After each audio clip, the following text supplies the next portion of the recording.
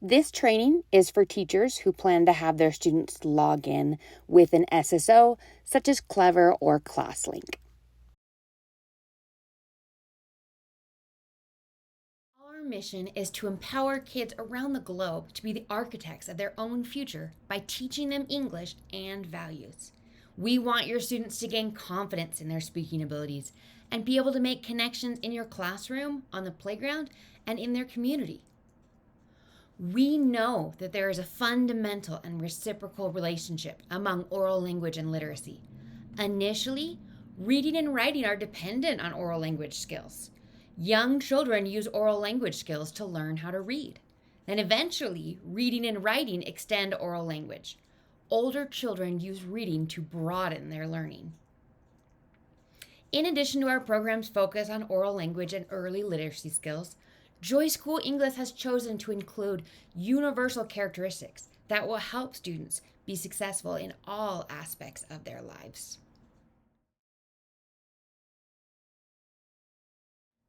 The student software is available in two ways. First, there's a Joy School English app that students can download on tablets and mobile devices. Okay. And then the second option is if they're using a computer or Chromebook. In the Chrome browser, they'll go to play.joyschoolenglish.com. Please note that going to the Chrome browser on an iPad or another tablet or phone is not going to be able to run the program successfully. They do need to have the app downloaded on tablets and mobile devices. However, on a computer, it's just the URL that they need. Let's look at what logging in looks like. When students log in using Clever, Classlink, or any other SSO, they should click on the Joy School English app icon, which is a red bug face with big eyes. Please note that if students launch the Joy School English icon from Clever or Classlink on an iPad or other tablet, they still need to have the app downloaded to that device. If clicking on the icon opens up a Chrome browser on that iPad or tablet, it probably means the app isn't downloaded to that device and needs to be installed.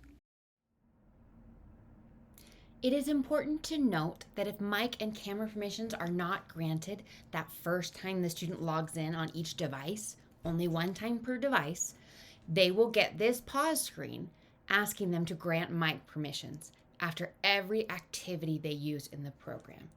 If you're seeing that screen when your student's using it, you know that their mic permissions are not enabled.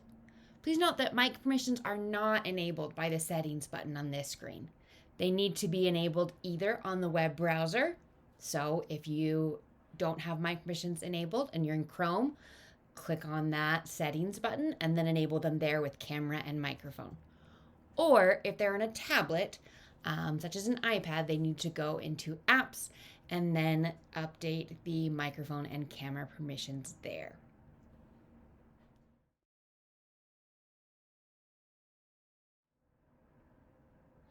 In the program, we have our primary levels 1 through 3, and something we've added recently is our older beginner level. Now, students in preschool through first or second grade are going to be doing levels 1 through 3.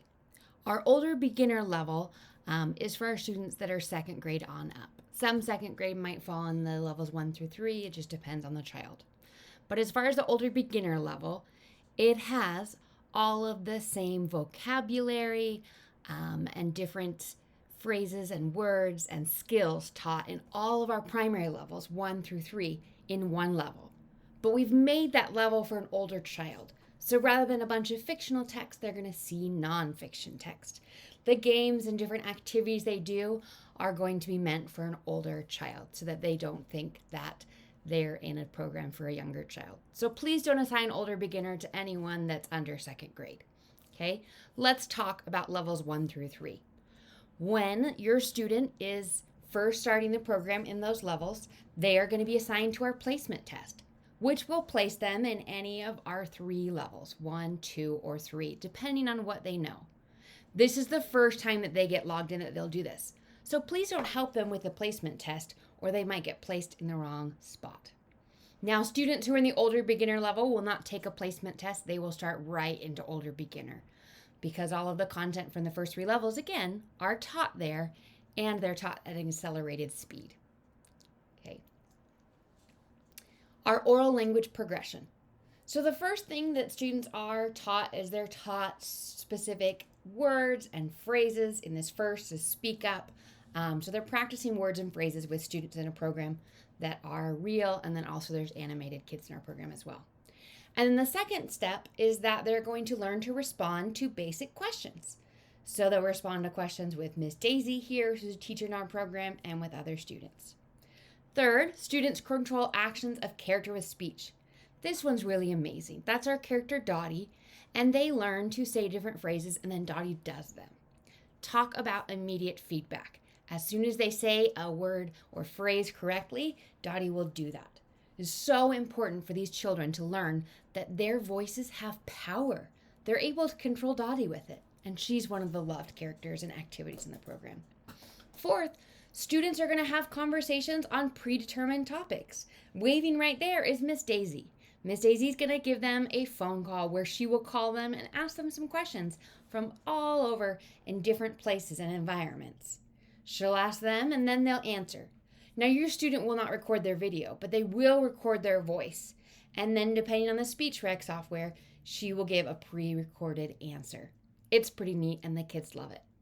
Our newest thing and our final phase in our oral language progression is open-ended conversation with AI character. Do you see that pink bug waving at you? That's Katie. Here, they're able to pick a character between 3 different characters, and they're able to have a conversation with them. Now, don't worry if your student is not ready for conversation skills yet and still mixing their home language with English or only giving one-word answers, she'll still understand that. And we're going to look at that activity later. First, let's go ahead and look at one of our speech recognition activities so you can see how our speech rec works. You're going to see these 2 students that are working with a student that's using the program. They are going to prompt this student to say a phrase 3 times. Hi, it's time to speak up. What's your name? My name is Sam. Let's practice. Say, what's your name? What's your name? Say, what's your name? What's your name? Great job. Say, what's your name? What's your name? Say, what's your name? What's your Let's try that again. Say, what's your name? What's your name? Outstanding. Now, those 3 different times, did you notice any difference in them? That first time, there was no bar. Do you see this black bar here with the red and orange squares in it? There was no bar up, so speech was not being recorded and it wasn't being analyzed. For that first prompt, we just want the student to gain confidence and just get practice. Now that second prompt, where they said, say, what's your name? Speech was evaluated, and it sounded like that student got cut off. Maybe they didn't finish what they were saying, or maybe they walked away from their device and over to what their classmate was doing. Whatever the reason, they didn't finish it. So it was incorrect, and they were prompted again. Okay, that last time, the student did say it correctly, and they got that positive feedback with outstanding. You'll notice that we never give any negative feedback. We don't want a student to feel like they did something wrong. Now, if your student does not get it correct after a few tries, they are going to automatically move on to the next activity. We focus on confidence here at Joy School English. We want your students to gain confidence. And if they have to repeat the same activity over and over again, they're not going to learn something. They're just going to learn to be discouraged and have their confidence lowered. So don't worry. We do teach to mastery, and later on your student will practice this skill in just a different kind of activity to make sure they get it down. But we don't ever want to frustrate a child. Now for those students who are in their silent period or who are nonverbal, they are still able to use the program. They will get prompted a few times, but they will always be able to move on, which is our goal. Here's Dottie, that character I was telling you about. Say, put on your jacket. Put on your jacket.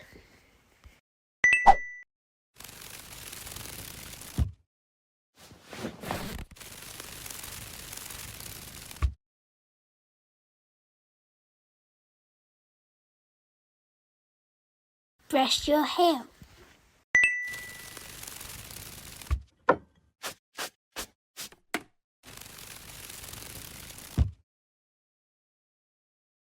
Brush your teeth.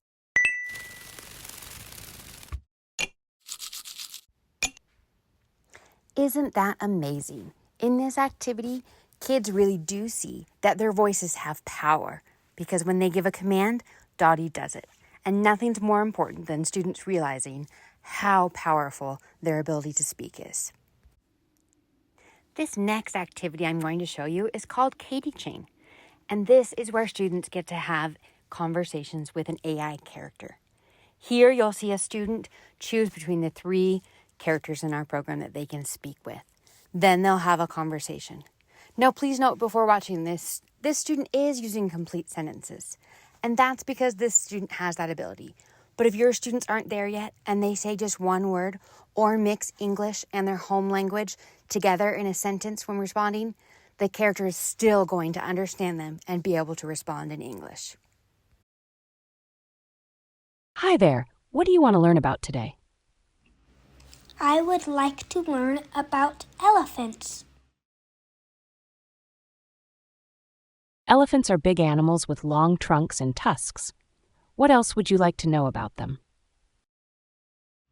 What do they eat?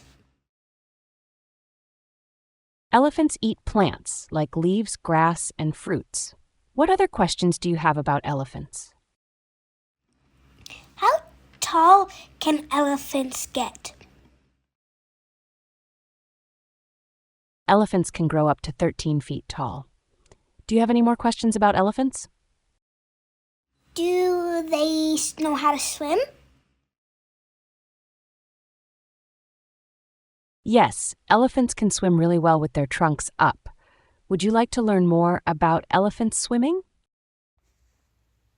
For the sake of time, the last thing that I'm going to show you for activities in our program is a book that's read. Now, they're going to be exposed to a plethora of books. Each book they're going to see 3 different times. And the first time that they read the book, there's not going to be any text on the page. The book is going to be read for them, and they're going to click through and turn the pages themselves at their own pace. Now, the second read, which I'm about to show you, is when they get text on the page. And after it's read to them, they're able to click or tap on words on the page and also pictures to ask what they are and for them to be repeated. So just like when you read with a child and you point out words and pictures to introduce them to new vocabulary and words that they'll know, we do this here so that your student can get that one-on-one reading experience. My favorite animal. Look at this book of animals. Animals. What's your favorite animal? Boy. Teacher. I like this mouse. Wow! Now let's talk about what happens when your student is done with their activities for the day. Now, we have a daily limit set for each class, which is defaulted to 10 activities. You can change this in the teacher portal, and we'll show you that later in the training. But we've come up with 10 as for our primary levels 1 through 3. Our younger kids really don't need that much more content in a day. We don't want them to have so much content that they don't retain it all. Just like we wouldn't teach addition all in one day for hours and hours and expect the students to have retained it the next day without any more instruction, we want you to spread out these activities. So there are 24 units in each level. In each unit, there are between 50 and 60 activities. So if they're playing 10 activities each time they use the program, and we recommend them using the program 3 to 5 times a week, then they're going to get through that first unit in the first 2 weeks, and that sets them up for success. So when they reach this daily limit, they're going to see this good job today screen. Here, this can be a signal that they're done for the day and they close their computer or get off their tablet or device, or they can click that yellow menu button at the bottom and they'll be taken to what's called the review menu. Here, students are able to access this after they've hit their daily limit so they can go back and practice or review any skills they've already learned. or anything in levels lower than theirs.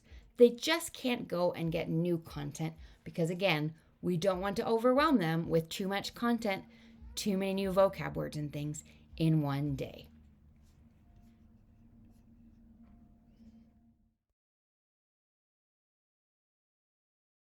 When your student is in the program, they can select that pause button in the upper right-hand corner at any time. When they do hit pause, they're going to come to this screen. This is our pause screen.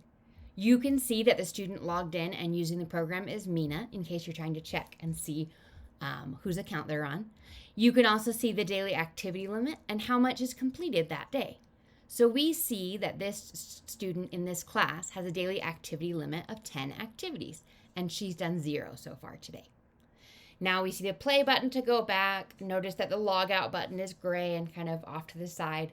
On the upper left, we have a settings button and a report a problem button.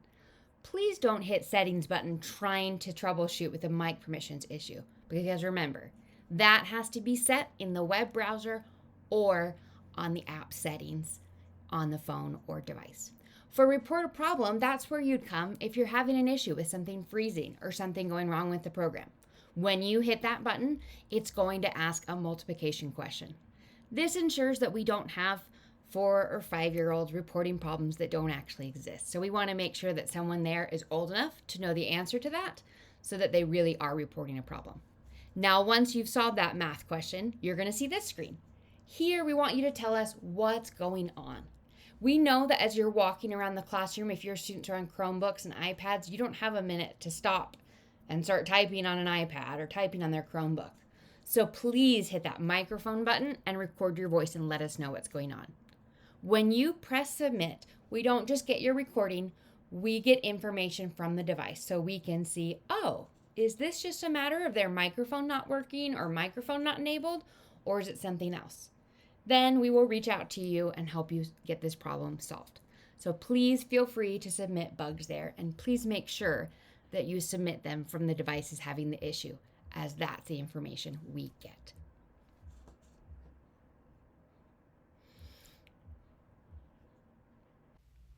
The next thing we'll cover is the SPARK score, the Speaking Proficiency Arc. We have developed this score in order to monitor students' speaking performance over time. Think of this as a Lexile score, but for speaking. This algorithm is based on 2 key factors, difficulty and performance. For difficulty, we look at the CEFR level, how difficult the phonemes are in that word or phrase, and the word count. For performance, we're looking at the number of attempts the student has made, their confidence score, and their progress in the program. We take these 2 key factors and give them a score. You'll notice this score in both the class data and the individual student data. For teachers and admin to log into the teacher portal, you will just go to your Clever or Classlink portal and click on the same Joy School English icon your students did, the red bug face with big eyes. Please note, if you're an admin that was added outside of the Classlink or Clever rostering, you may have to log in manually by going to portal.joyschoolenglish.com and entering your email and passcode. If you have to do so and have not created a passcode, please choose Forgot Password and you will be sent a link to reset it.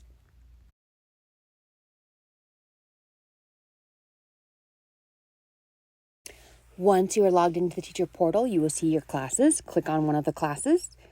Here, you will see that there is a class code for the class. That is if you are logging in or having your students log in outside of their SSO of Clever or Classlink. You can make this unique. You can edit the digits, just make sure it is unique in our system and it'll check for that. And that way, if they want to log in from home outside of their SSO, they can. And that is when they would create passcodes with that class code. If they don't ever use the class code, they will not have any passcodes in the portal.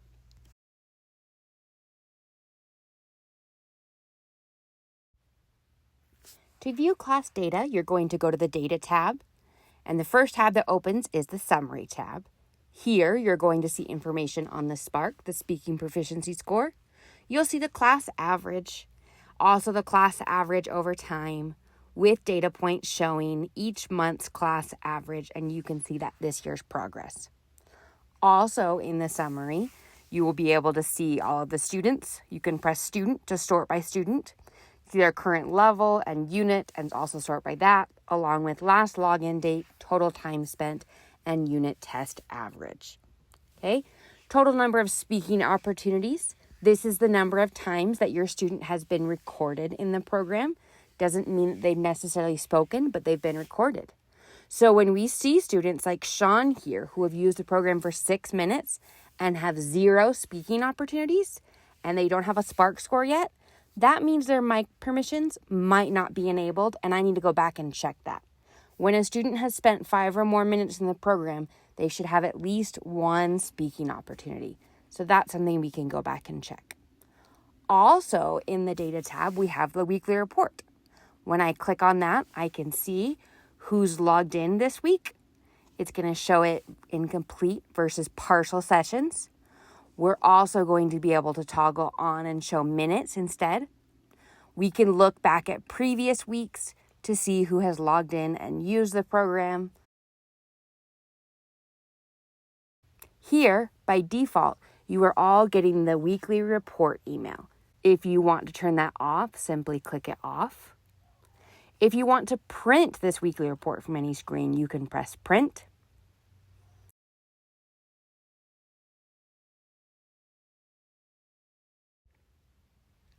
To view an individual student's progress and data, click on their name. The first tab you're going to get is their progress tab, and the first thing you see at the top is their SPARK score, their speaking proficiency arc, which is based on 2 key factors: difficulty of a word or words to pronounce, and also their performance in pronouncing those words. Okay, this number here shows their actual score and whether it's trending up or down. And then this meter reflects the student's speaking skills compared to peers at the same stage in the program that they're at.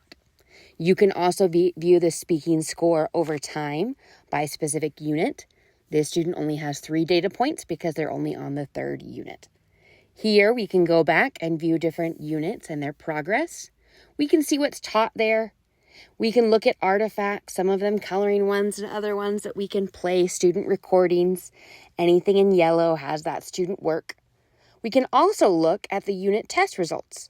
So for this unit, they have 1 unit test. We can see the score is 92%, and anything in red is things that they missed. We can also listen to recordings of speech artifacts within the unit test. Going back to the top of the page, we can click on the Student Work tab.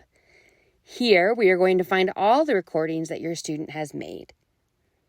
Okay, right now we're seeing the recordings that are within the level that they're currently on. You can always go back to previous levels if they've done previous levels. And you can also go in and listen to both daisy chain and Katie chain artifacts to see how your students had these real life conversations. Next, we have the Parent tab, where you can add a parent to that specific student by putting their email and their full name. It'll send them a welcome email and let them view only their students' data here in the teacher portal. The last tab is Certificates. Here, you can find email, print, and download each student's certificates that they've earned in that specific level. Usage limits. Students in levels 1 through 3 have a default daily limit of 10 activities per day. Once they've reached that, they'll get the review menu. You can change their daily activity limit and increase, decrease, or even set to no limit. This unit selection is for our international customers, so don't worry about that if you are in the US. And then please make sure to press save when you are done adjusting this. Please note that students in older beginner don't have a daily limit, because it was designed so that they can use the program for 10 to 15 or even 20 minutes multiple times per day so that they can quickly pick up the language. You can assign specific content to students in the Assignment tab. In this tab, you can see upcoming, in progress, and completed assignments. As well as at the bottom, you can click Add New Assignment. For this assignment, please create a name. And then you're going to choose a start date and an end date. During these dates, the assignment will be live and your student will need to complete these activities before going on to their regular sequence in the program. For this reason, we have limited the number of activities that you can assign to 8. Here you can assign to specific students or your entire class. Okay, and then you're going to press Save Assignment. Then once you've saved it, you're able to add activities to the actual assignment. You're going to see different category types for activities. You can click on one for here. We're going to choose letters. And then within letters, we're going to work on practicing and reviewing lowercase letters. Okay, and then we're going to pick the letter that we want them to practice. It's going to give you a brief summary of what kind of activity that is at the bottom. And then you can add a different type of activity. Please note that in these you can see L1, L2, and L3, showing what levels these activities come from. Okay, and then you're going to pick another unit and what skills you want to work on there. Those AI conversations that they can have with one of our characters are called Katie Chain, remember? And you can choose the amount of time. And you can also set a topic that your student is going to talk to the character about. It is not necessary to set a topic, but it is something you're able to do. Okay. And then this last one we're doing is a literacy one, and we're going to have them work on spelling. And then we'll pick the words that we do that with. You can see on the far right, there's a time estimate for each activity. And then when you press Save Assignment, the assignment is ready to go. You're taken back to the assignment screen.